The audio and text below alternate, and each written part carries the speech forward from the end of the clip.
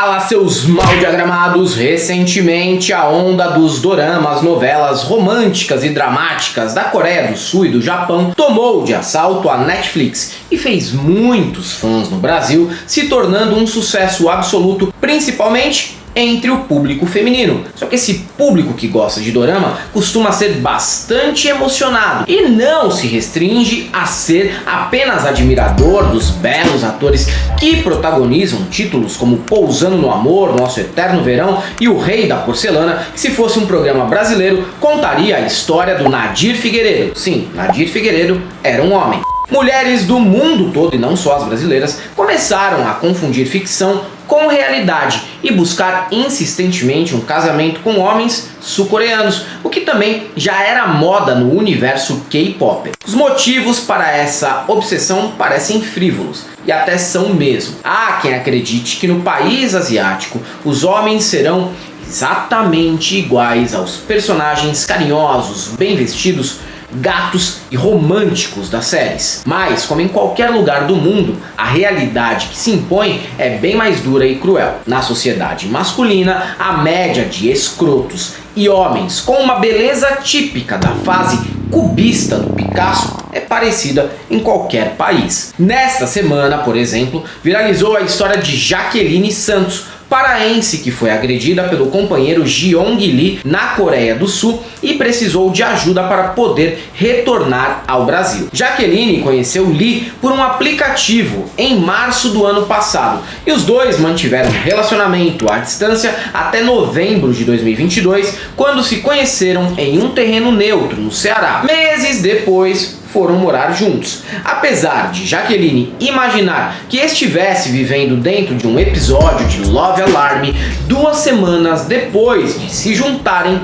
o marido começou a ser agressivo, a jogar na cara que só ele sustentava a casa, até o dia em que Lee a colocou para fora. Com o apoio de generosas youtubers, ela conseguiu fazer uma vaquinha e voltar para casa, onde será acolhida pelos familiares. E antes que alguém tente se antecipar, dizer que estou usando um exemplo para criticar a Coreia do Sul inteira, eu quero dizer que esse caso está longe de ser exceção no país e deve servir de alerta para quem ainda acredita que contos de fadas podem ser reais. Nunca serão. O seu casamento pode ser o melhor possível, mas ainda assim parecerá mais com as relações disfuncionais de Modern Family ou um amor de família do que com qualquer dorama. Essas relações têm muita chance de acabar mal desde o início, tá? Há barreiras culturais, idiomáticas, legais, sociais, institucionais e financeiras que criam desigualdades insuperáveis num casamento assim. Muita gente acreditou naquela frase da Xuxa dizendo não ter homem para ela no Brasil,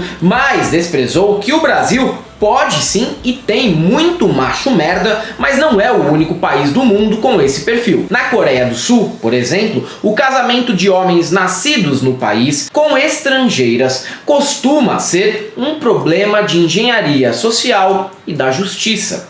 Esse tipo de relação é incentivada pelo Estado desde os anos 80, quando o êxodo rural feminino fez com que muitos homens ficassem sozinhos no campo para defender a terra e cumprir o dever confuciano de cuidar dos pais. Inicialmente, chinesas e principalmente vietnamitas toparam esse tipo de relação, que era premiada com doações de cerca de $5.000 do governo, preocupado também com o envelhecimento da população. Até hoje, os dois países dominam essa lista. Só que, atualmente, 40% das esposas estrangeiras relatam incidentes de violência doméstica, um percentual nada desprezível que pode ser até maior porque há muitas esposas que nem denunciam. Entre essas violências estão abuso físico, que atinge 38% das mulheres nesse recorte, e até obrigação de cortar laços com o país natal e restrições severas de liberdade. Tudo geralmente causado por duas situações. A Coreia do Sul, apesar da tentativa de se vender como um país moderno e evoluído, é uma nação patriarcal e onde existe a maior diferença de salários entre homens e mulheres nos países que integram a OCDE.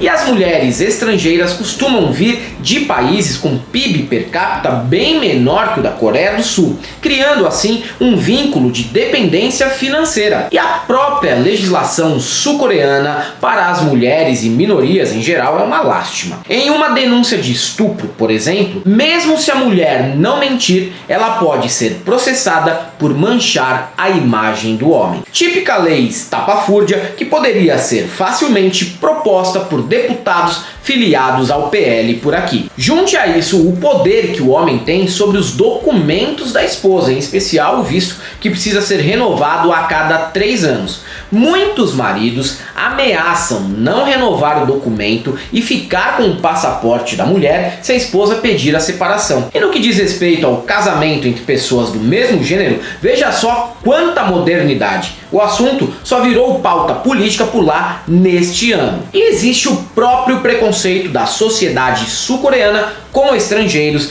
em especial latinos e negros. Esse combo é suficiente para a pessoa descobrir que pode não haver homem para ela no Brasil, mas na Coreia dificilmente vai ter também. A parada é tão grave que no ano de 2010 o Camboja baniu temporariamente o casamento de mulheres do país e sul-coreanos pelo risco de abuso e tráfico humano, pois existe também uma estruturada rede de criminosos que atraem mulheres estrangeiras para a prostituição na Coreia do Sul. As autoridades vietnamitas também levantaram discussões sobre a Coreia do Sul nesse mesmo sentido naquela mesma época. Ou seja, estamos diante não de um cenário de conto de fadas de um dorama mela cueca, mas de um problema humanitário evidente que, porém, o diretor de O Som da Liberdade só denunciaria se rolasse lá na Coreia do Norte. No que diz respeito às escolhas pessoais, eu sigo o conselho do Abu Janra. A vida é sua, estrague-a como quiser. Mas precisamos chegar ao consenso que, se a pessoa sabe usar um aplicativo de outro país para namorar alguém do outro lado do mundo, pode muito bem ser prudente para entender melhor no que está se envolvendo. Eu não quero ser fiscal de tesão de ninguém. Só que alguns minutos no Google evitam anos de sofrimento.